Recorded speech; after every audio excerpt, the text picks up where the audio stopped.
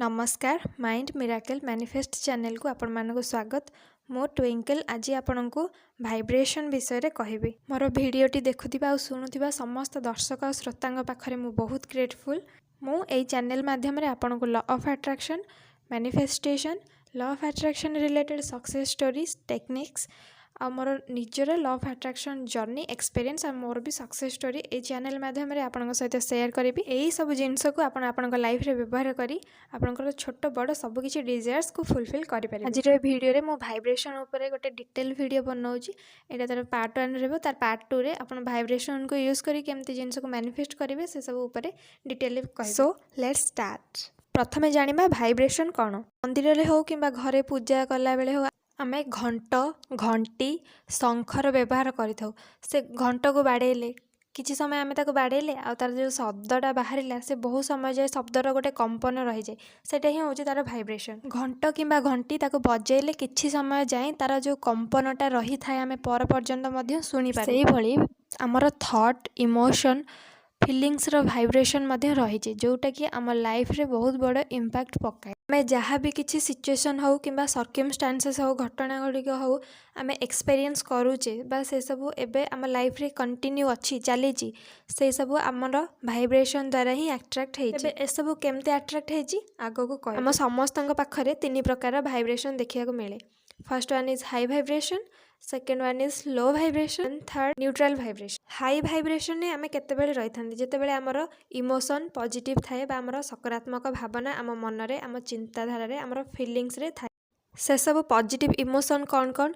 Love हो, like हो, gratitude हो, ये सब आमर पॉजिटिव बा हाई भाइब्रेशन रेंज रे जाउचंती। लो भाइब्रेशन आमर नेगेटिव इमोशन को प्रेजेंट करता है, जेमते कि फियर हैला, एंगर हैला, सैडनेस हैला, ये सब आमर नेगेटिव इमोशन। रागिबा, हिंसा करिबा, घृणा करिबा, ये सब आमर बहुत भाइब्रेशन को बहुत लो कर दे थाए। न्यूट्रल भाइब्रेशन आमर इमोशन को गोटे न्यूट्रल स्टेट रखे, गोटे बैलेंस स्टेट रे रखे, जोटा आमर कामनेस, सेरेनिटी, सब जे फॉरगिवनेस, ये सब आमर होला neutral vibration.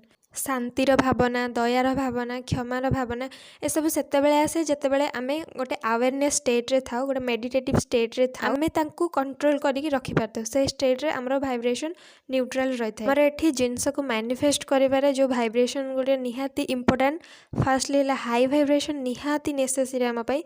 Last one is neutral vibration. Low vibration हमर एनर्जी को डाउन करथाए, नष्ट करिदी। सेतिपई लक्ष्य करिवे आपण जदि कहा पर रागी किछि कहि दियंती बा घृणा करंती, आपणक बॉडी थरिबा को लागे, आपणक बॉडी से सब जिंस को टॉलरेट करि पारे। किंतु आपण जो समय रे बहुत खुशी हे जिवे, कहा प्रति आपणकर असीम भल पाइबा जागी उठिबो, से सब जिंस केवल आपण फील करि पारिबे किंतु शब्द रे वर्णना करि पारिबे नै।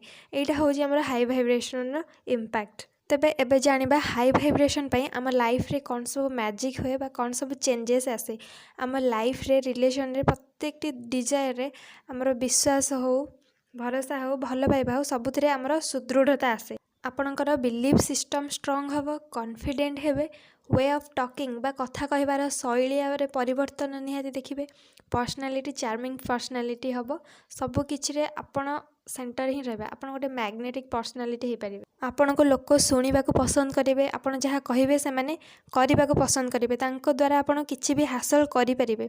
आपणकर जो काम हो नथिबो, बहुत परिश्रम लागुथिबो, बहुत दिन अटकी कि रहउथिबो, से काम बहुत आराम रे आ सरल रे बा सहज रे हे जे पारे। आपणक भितर रहिथिबा अनलिमिटेड पोटेंशियल बा बहुत पावरफुल यूनिवर्स रो पावर जो शक्ति, से सब शक्ति आपणको मिली पारिबो, तार सदुपयोग आपण करि पारिबे। आपणक मन रे आसुथिबा अननेसेसरी चिंता बा नेगेटिव चिंताधारा, नकारात्मक भावना, हताशर भावना, ए सब आपणकर दूर हो जिवो। नेक्स्ट क्वेश्चन आपणक मन रे आसुथिबा आमे हमर भाइब्रेशन को केमती चेक करिबा। आमे हमर वर्तमान परिस्थिति रे कोन भाबुचे, कोन चिंता करूचे, सेटा हाई भाइब्रेशन ने जाउची कि लो भाइब्रेशन ने जाउची कि न्यूट्रल ले जाउची, सेटा को हमर देखियार अछि। सेही सब को जानि सरला परे जदि आमे लो भाइब्रेशन थिबा, इमीडिएटली हमर भाइब्रेशन हाई भाइब्रेशन को शिफ्ट करि परिबा बा न्यूट्रल भाइब्रेशन को शिफ्ट करि परिबा। आम थट्र इमोशनर फिलिंग्सर भाइब्रेसन ही आम मैनिफेस्टेशन रेजल्ट। तो आपण ए सब जिनस को जमा भी लाइटली नियंतुनी, आपण भाइब्रेसन उपर निहाती भाव में काम करंतु। कहीं negative that emotion pi negative घटना, पॉजिटिव थट इमोशन पाई आम लाइफ रे पॉजिटिव घटना सब घटी थाए। आपण लाइफ रे घटुथिबा प्रत्येक इनसिडेंट पाई आपण ही रेस्पोंसिबल। आ जहाँ भी किछि रहले वीडियो नेक्स्ट पार्ट रे जानिबा।